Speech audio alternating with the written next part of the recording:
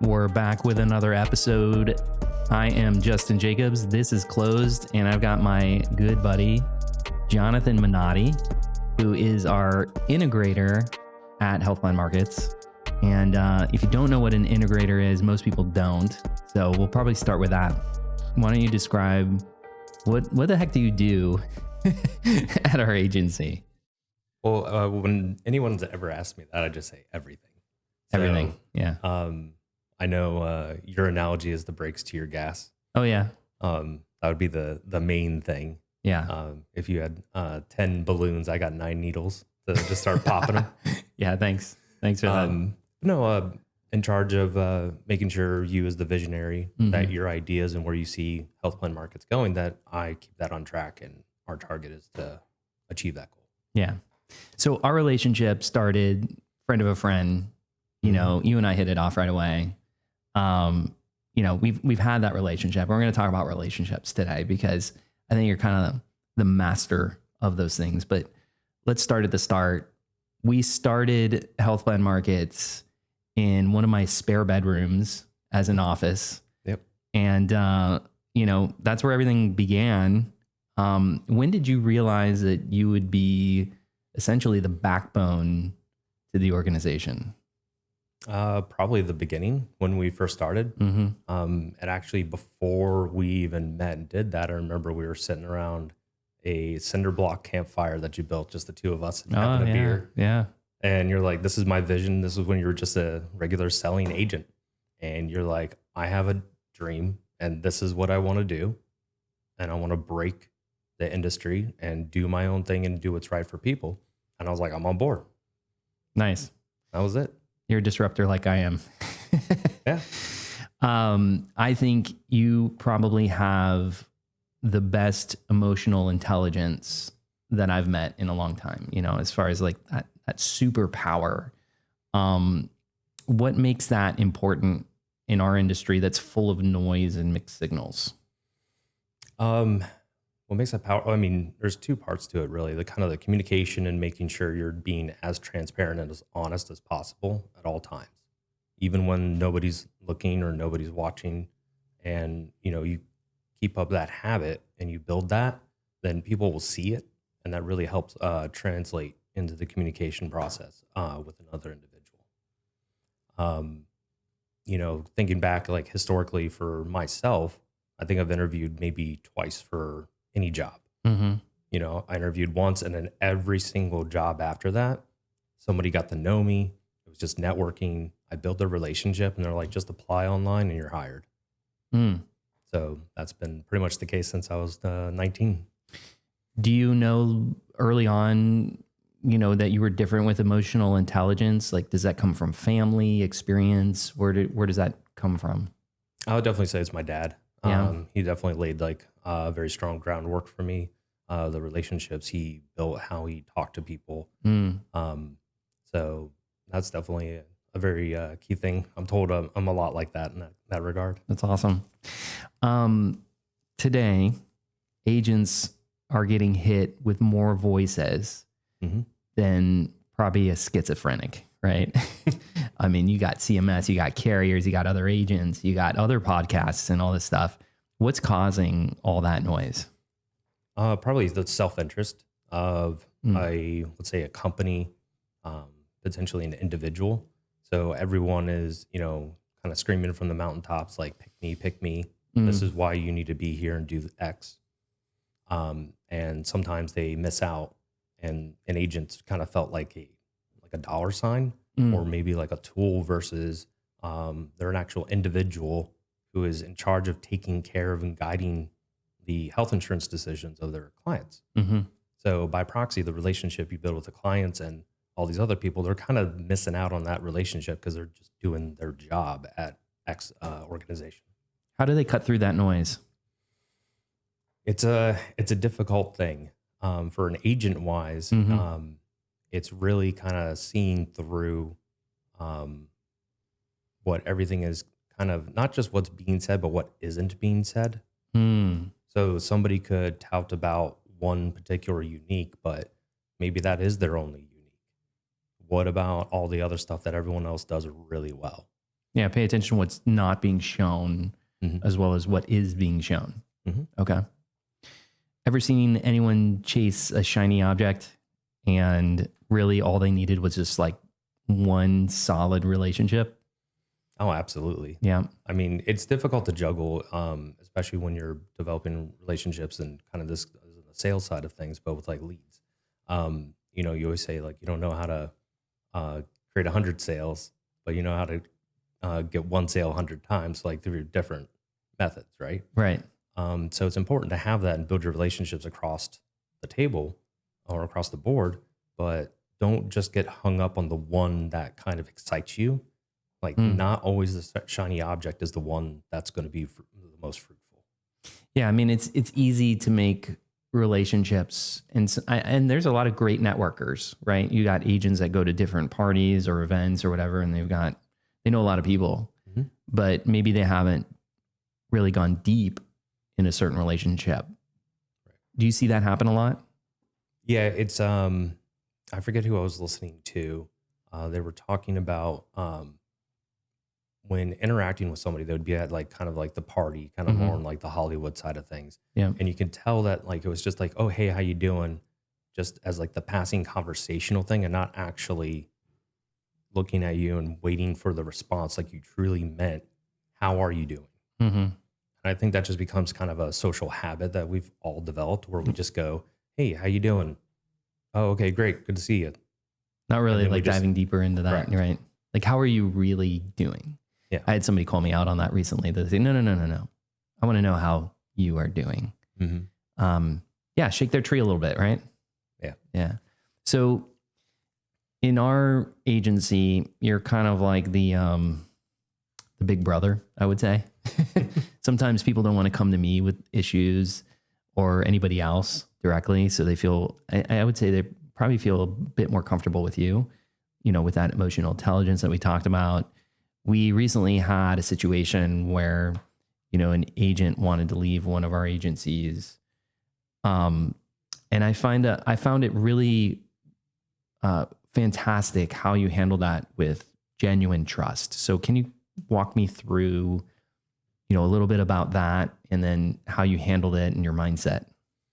Well, our mindset, plain and simple, is to do the right thing, and you do you. We're not going to internalize, kind of like, I guess, poach, for lack of a better term.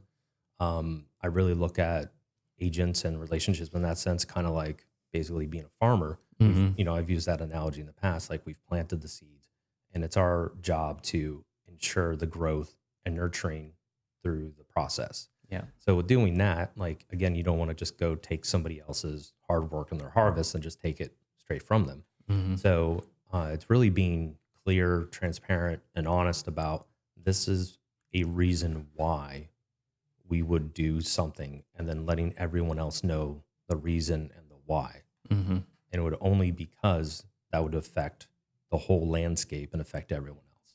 So in the method of for looking out for everybody else's best interest, these would be the actions that would be taken in the next step. So if you really don't have that relationship and that trust that like, oh, hey, I understand that you are going to be acting in everyone's best interest, including mine, even though it's an uncomfortable time, it's an uncomfortable situation. Totally. If there's no relationship there, then that becomes a very difficult topic and possibly relationship breaking. So on that note, how do you know when someone is actually worth investing in emotionally? That's a difficult thing. I really think that comes with experience. As they say, it's better to experience difficulties in your youth. So I've definitely experienced my fair share of difficulties. So when it comes to relationships, so when that occurs, like that's really the best way. Is actually kind of like one of our buddies used to say, you got to get out there and get your nose bloody. Yeah. So if you shelter yourself and you don't bridge out and communicate and talk with people and interact with them, then the actual really knowing who you need to invest in is not going to be as easy, because you can very easily tell people. Some people maybe from a logical aspect will go like, well, I give you X amount of chips. How much am I getting back? So there's a return on an investment in a relationship or something like that. So it really depends on your point of view. Some person's relationship you could have with somebody is just more energizing and socially charged. And then there's your business relationships too. Yeah. So a business relationship, you're going to have your return on investment, and your personal, you're going to have your emotional attachment. That as long as you're feeling actually uplifted, then I think you're doing the right thing. Yeah. I mean, just before this podcast started, you got a text message from one of our top producers as an agency. They're coming to you versus anyone else in here. And I think it's because you make people feel safe, especially in that chaos that we're going through right now. Where does that come from? I would say the number one thing would be, I am not afraid to say I don't know. I think a lot of people like to give an answer because they were asked a question instead of just going, you know what, I really don't know. Or one of the more recent ones I heard was like, he actually listens to my ideas, thinks about it, and it's like, I never thought about it that way. Let's see how we can make that change and implement that. Right. The other part is, even though some people might be frustrated because I can be long-winded or take my time to explain something, I just want to really make sure like my point of view comes across and go like, all right, well, this is why this is, or maybe this is why I assume this might be the case. Yeah. Different perspectives. Yeah. I think people need that, right? Yeah. So you said earlier, you're the brakes to my gas, making sure I don't run into a wall. That, obviously that really has built our partnership on you being the grounding force, and I think that's where our dynamic has been so successful. How do you bring clarity when things get messy? I think I just switched the gear to like really getting logical and take a step back. And again, it like kind of comes from experience. So like I have a lot of retail experience. I've worked plenty of Black Fridays. I've seen all aspects of like how people are, who they, how they react in stressful situations, and sometimes how to manage and navigate a very busy, noisy environment. Oh yeah. So it's just kind of like really taking a step back. And sometimes maybe if emotions are high in a particular situation, just kind of looking at it from a non-emotional aspect. I know it sounds like, oh yeah, I'm just going to turn into a robot and just turn off my emotions for a moment. But it's like, I just step back and then maybe just remove myself from the situation. Like, how would I view this if I was somebody else and in their shoes? Right. Yeah. You're using your superpower, that emotional intelligence, right? Can you think of a time where me being the gas pedal needed your brakes, especially when it came to a relationship that maybe I was about to blow up? Oh man, I'm gonna have to take my shoes off to start counting. I think in a general, not to think of like a particular instance, but in a general aspect would be just, sometimes it's a great idea, and it really is, but sometimes down that road, it would actually impact people in a negative way. Yeah. When you start doing it. So my mind usually goes, hey, here's an idea that I think like 10 steps, like almost instantly, like, okay, well, this. And then therefore I can kind of be like, okay, great idea, but let's slow down and think about it, because here's the impact that this will have. Yeah. Yeah. I mean, you're very logical in how you think, and I kind of shoot from the hip a lot of the times, and you're like, hold on, what about this, and this? I'm like, dang it, John, So why do you think logical thinkers often make the best relationship builders? I don't know if it's always true. I think it really, I think I'm kind of unique in a way of I'm very artistic, creative, but at the same time, very logical. So it's a blessing and a curse, because you have both sides of the brain kind of arguing against each other. Like, oh, I want to really do this. But then the logic side of me is just like, well, can you really get it done? And so I think for me in particular, not looking at people that are just logically thinking in that sense would be having that balance, being able to kind of associate with somebody who's maybe, let's just say, creative, salesy, and then somebody else who's like, well, I got to look at the actual logic, the math, and the compliance of something. Right. And really kind of bridging that barrier. I know you don't sit in a seat where you're in sales specifically, but you come from a sales background and you can do the things that salespeople do also. So that's one thing I admire about you. But like using your emotional intelligence as a business tool, and not just like a personality trait, how do you apply that to strategy and what we're doing? I would say it would be having like how I view the impact of a situation Mm-hmm. on a relationship would be, that's always in my mind. Yeah. If we go to do X, how is that going to impact other people and how is that going to create the viewpoint and change our reputation potentially? Right. Or is it the really hard conversation? Is this relationship actually worth still investing in and continuing? Yeah, I'm usually the first one to throw in the towel. I'm like, I'm done with this. And you're like, well, hold on a minute. So, I mean, I've seen you invest a lot further than I would, I guess. Hmm. What does real listening look like? I think kind of like what we're doing right now. Mhm. It's a very healthy back and forth, and some of Yeah. the newer tools we've implemented internally has really helped with that communication. It's very easy, I know for me sometimes, I already know the answer. Right. I think back like when I was in school and doing math, and they're like, "Well, show me the work," and I'm like, "Why? Is that not the right answer?" And they're like, "Yeah, but show me how you got there." Mm, So sometimes it's definitely a developed skill because right. I know what you're going to be getting to and I already know the answer and how to solve it, but it's just taking a breath and just listening. Maybe there's something else that's the actual issue and identifying what the true issue is so we can solve it. Yeah. You say a lot words, music, dance. Mhm. And I think you use this to read people.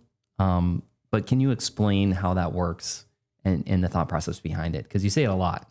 So, The words, music, dance it's what you say, how you say it, in your body language. mm, So, um, oddly enough, there was things I actually kind of intuitively would just do that I didn't know I was actually part of that. hmm So we could be just talking, but adding the gesture, we're having a little bit of a dance to it.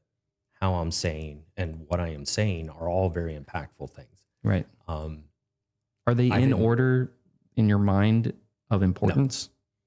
not, not, not really, because Okay. they're all three are very crucial. Okay. So combined, it doesn't matter. Like a song could be good lyrically, Sure.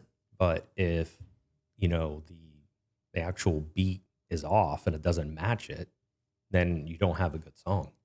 So you don't have a good communication. You're not be able to build a good relationship without having the words, music, dance combination involved. So one thing I didn't realize I would do, and when I found out, I was like, let me see if this is actually a thing. hmm So I found out I was really well like communicating with people about a particular topic that I would just go like this and I would just go like, just put my hand on my chin or maybe lean against the Mm, pole or something like that. hmm And then I would notice them actually turn around because they're so invested Yeah. and go and like lean on a pole Like or they mirror yeah, you. and Yeah. actually mirror me. And I was hmm like, I didn't even know that was a thing. Oh yeah. Yeah. There's a whole It was art just, form on yeah. that. And I was Yeah. like, that was just something I kind of naturally did with just doing and being involved in the conversation with somebody. Yeah. That's incredible.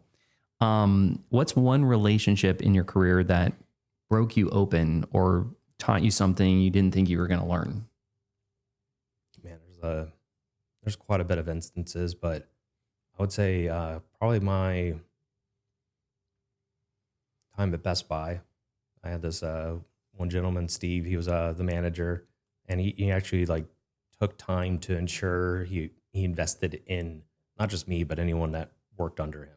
hmm Showed me like stuff that maybe I didn't need to know at my particular level of employment in regards of like how things would be to operate. Right. You know, how he looks at it, how we would look at what the price of a particular product is and why it's important that maybe this sold or maybe we get this off the shelves versus this other thing. And, really showed me like the business and how to kind of build the business was Yeah. really a great on the job. But also with that was another individual who was a rep for a carrier, a cell phone carrier. And when he was in the store, he didn't have to go interact and meet with people. But if he saw I was busy working a shift by myself, helping Right. out 2 customers, he would greet somebody for me. Oh, I'm just here looking for a cell phone case. And he would go guide them, help them, and bring them to the register so I could just ring them up real quick. Right. So that was another one of those, like, kind of through the actions that somebody was doing, they actually cared about the relationship he had with us as a store and a customer and a client, that, you know, he would be doing that. Whereas maybe another rep might be just like, oh, I'm here doing my hours at the store and I'm on my phone. It reminds me of the saying, you know, people don't care how much you know until they know how much you care. Right. Yep. And like you became friends with that guy, you know? So, I mean, that's true emotional intelligence, you know, building that relationship, you know, and I think, you know, him putting himself out there and going above and beyond showed his character. You're like, yeah, man, I need people like this in my life. Right. So, when you feel isolated, can you tell me about a time that maybe you felt isolated? What pulled you out of that? So I tend to feel isolated frequently. Yeah, you're working from home a lot of the days. And it's not just the working from home as much as being the integrator and just kind of who I am as an individual. I kind of live in the negative. Right. And so sometimes, like, if you're not careful, you'll end up just drowning in the negative.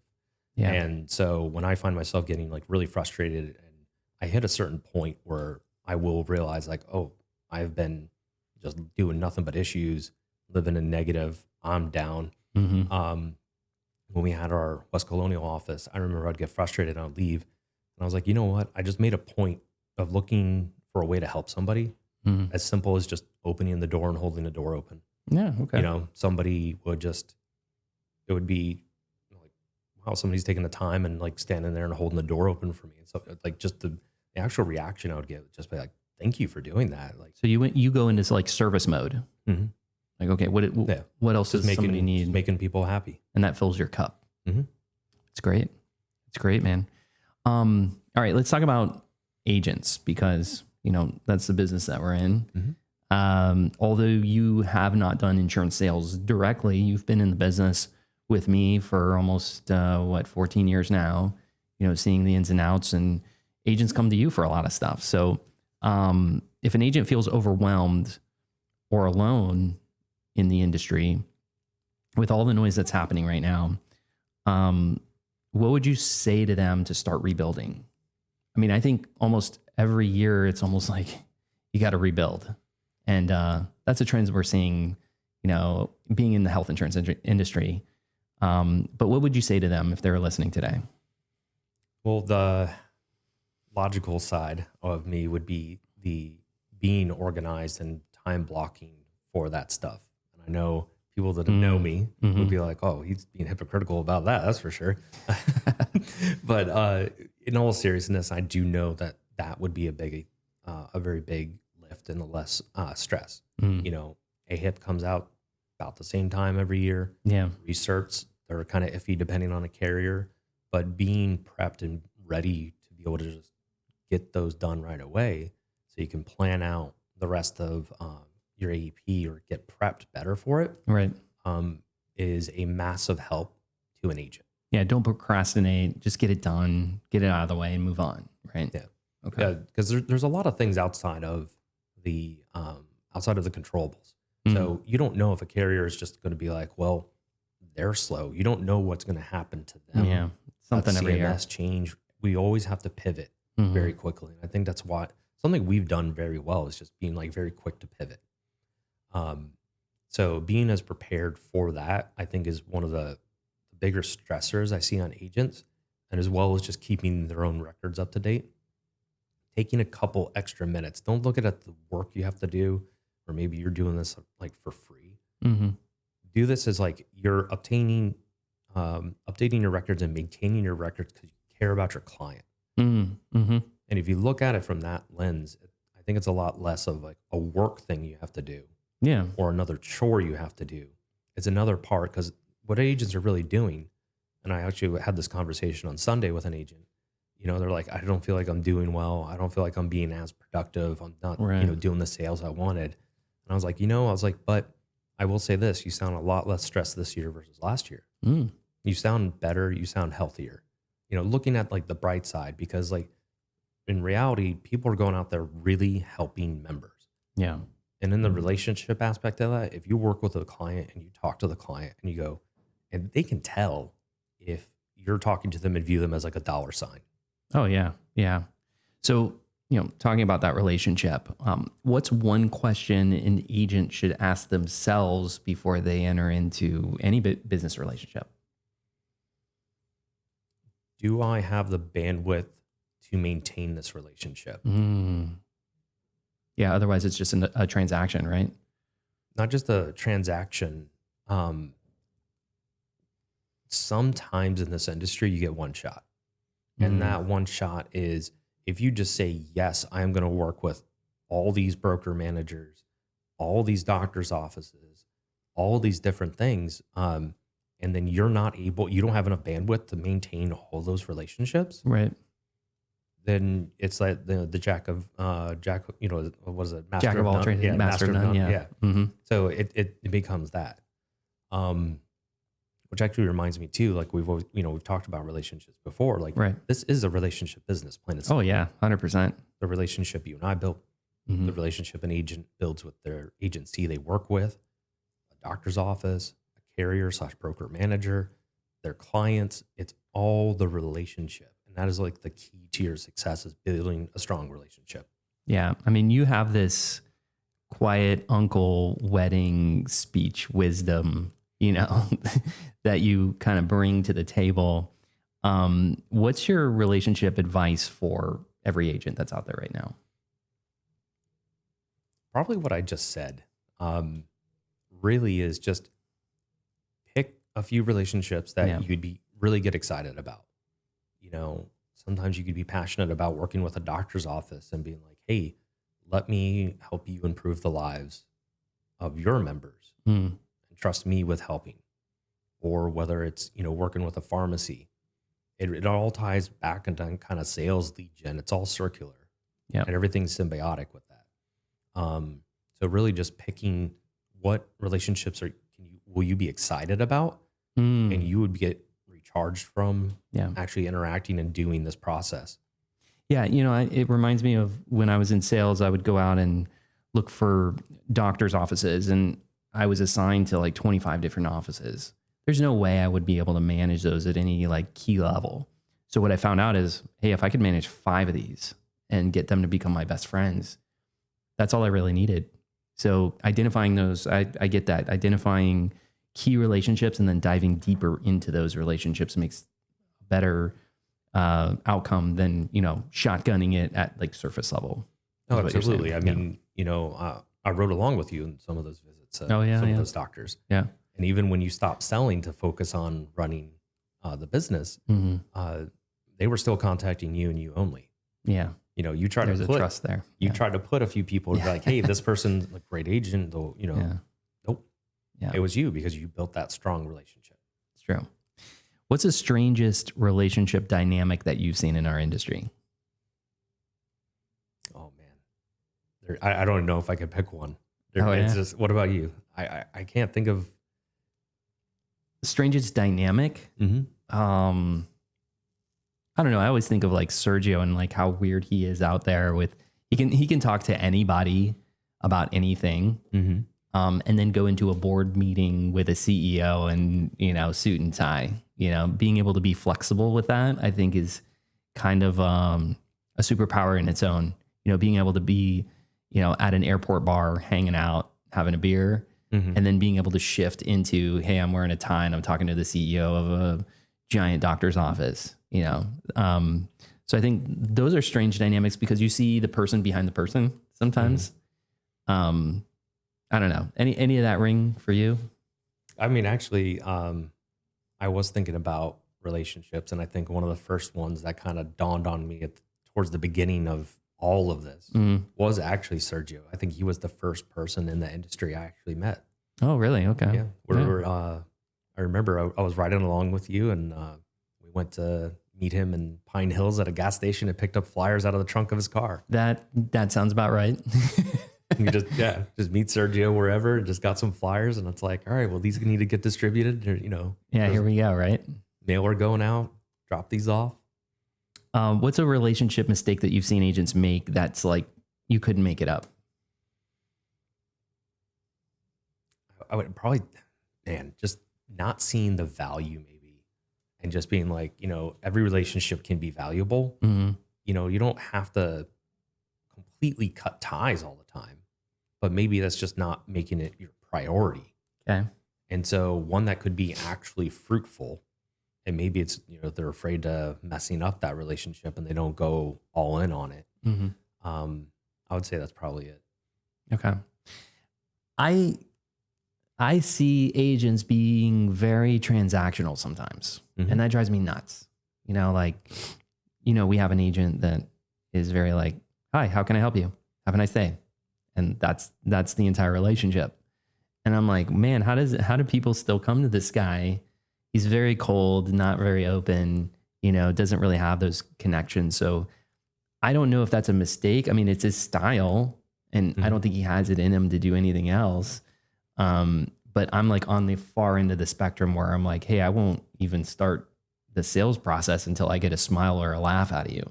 Mm-hmm. So, for me, I would say, don't be so cold, open up, even share stuff about you. I think it's going to make a difference. So No, that is the case.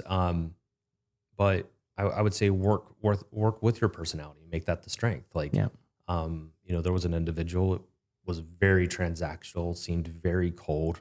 I don't know if I'm thinking of the same Probably, person, yeah. but yet they ended up being probably one of the most caring individuals you actually ever knew. And I think people saw that, even though it was very crass, very abrupt, very short. Yeah. But when it came to the time of paying attention and caring, full attention.